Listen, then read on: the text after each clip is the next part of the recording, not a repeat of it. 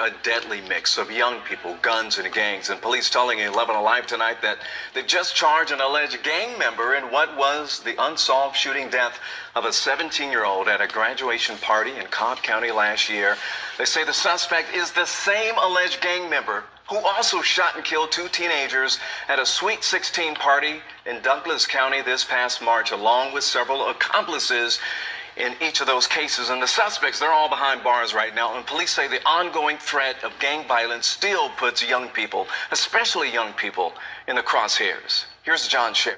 Chaos in the gunfire at two teen parties about a year apart in two counties. In all, there were 3 teens shot to death at the 2 outdoor parties. Now, one man, a member of a gang, police say, Takel Beverly Smart, is charged with murdering the 3 teens, charged along with 6 accomplices, and they're in jail. But here's what police say is even more tragic. At the first party in Marietta in May of last year, police say hundreds of young people witnessed the shooting. They saw 17-year-old Grayson Green shot to death. Yet police say despite a reward of $10,000, not one person came forward to help police identify the shooters. So police say Takel Beverly Smart was able to continue his gang activity and showed up in Douglas County this past March with his accomplices at a Sweet 16 party and opened fire and killed 15-year-old Samuel Moon and 14-year-old Aujane Hill. Marietta police officer Chuck McPhillamy says if only someone had come forward a year ago when Grayson Green was shot to death. These are individuals that have been wreaking havoc that needed to be held accountable. Like, why isn't anybody speaking up? Grayson Green's family telling us a year ago their hearts were broken twice. First when Grayson was killed, and then when no one would come forward to help. Marietta police say detectives relied on slow, methodical investigative work, which led them to charge Takel Beverly Smart and 2 others, 17-year-old twins, in Grayson Green's homicide a year ago. The booking photos for the twins were not immediately available, and he and 4 others had just been arrested in Douglas County for the homicides there this past March. We haven't finished this investigation. And police say more charges are possible. In Marietta, John Sherrick, 11 Alive News. And folks, in the last hour, we received this statement from Grayson's family saying in part his life was senselessly cut short. And they went on to say, then the call came in of the arrest, and we were happy and grateful, yet still heartbroken. Bittersweet news. The family has set up a scholarship foundation in the memory of their son. We have all that information on our website, 11alive.com. Florida. A woman is claiming self-defense after killing her neighbor by shooting the mother of 4 through the front door. CBS's Mark Strassman reports some are upset that it took 4 days for police to make an arrest. Susan Lawrence, witnesses say, was that neighbor. Beyond unpleasant, she tormented her community, shouted racist insults at little kids. But ugly turned to deadly last Friday. Police say Lawrence killed A.J. Owens, a mother of 4, by shooting once through her locked front door. When does a person get shot for knocking on a door with their 9-year-old son standing next to them? At this apartment complex, 2 of Owens' young kids have been playing outside. Police say Lawrence yelled at them, threw a skate, swung an umbrella. Then police say Owens knocked on her door for an explanation. Gunshot. She had a 12-year-old that is also blaming himself because when he responded, he couldn't save his mother. Lawrence was charged with manslaughter. What eats at Owens' family, police took 4 days to make an arrest. This would encourage people to shoot black people first and ask questions later. And we can't send that message. Police say Lawrence has claimed self-defense under Florida's Stand Your Ground law. She could face a 30-year sentence on that manslaughter charge. Nora? Mark Strassman in Florida. Crisis tonight, a Baltimore City High School student is arrested and charged with 2 counts of homicides and 6 shootings. Now, one of those incidents involved a mass shooting that killed a local boxer and injured 5 others in West Baltimore. Alexa Ashwell is live right now outside Dunbar High School, where police say the teen was arrested last week. Alexa? Yes, Kai, officials confirmed Jabri Griffith was enrolled as a senior here at Dunbar High School. The 18-year-old was arrested in the school parking lot last week.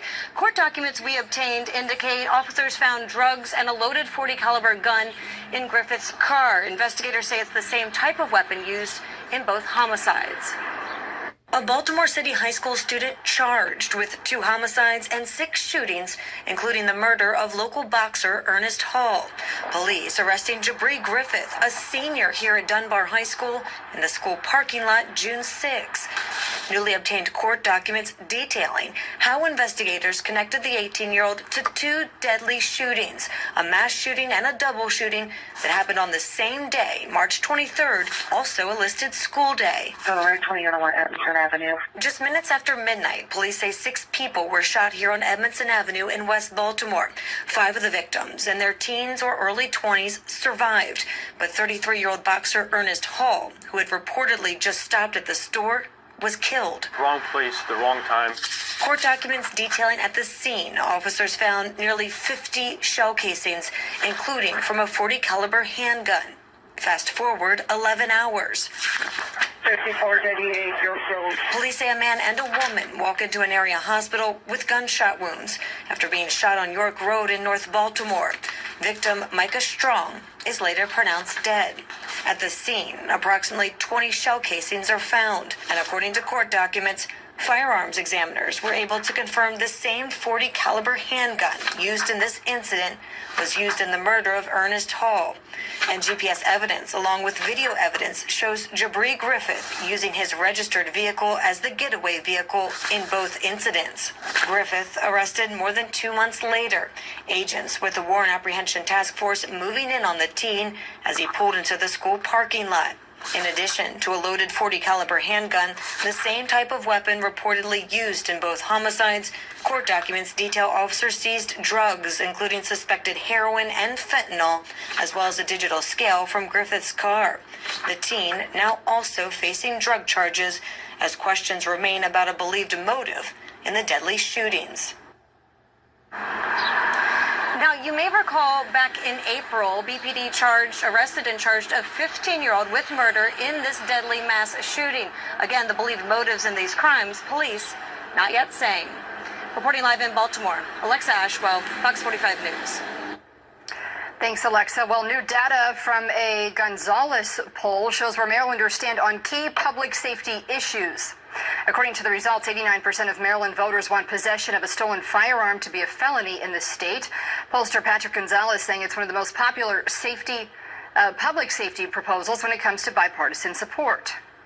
Here, there is near unanimity.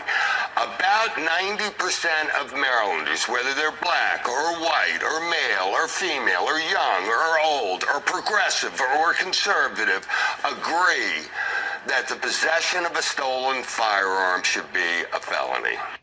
In response to that polling data, the Maryland House Republican Caucus releasing a statement calling for stricter gun laws. The state GOP saying they pushed forward proposals that would make illegal gun ownership a felony on multiple occasions, but it has failed to pass each time. The Republicans citing the data are calling on Democrats to accept the plans in hopes of cracking down on gun crime.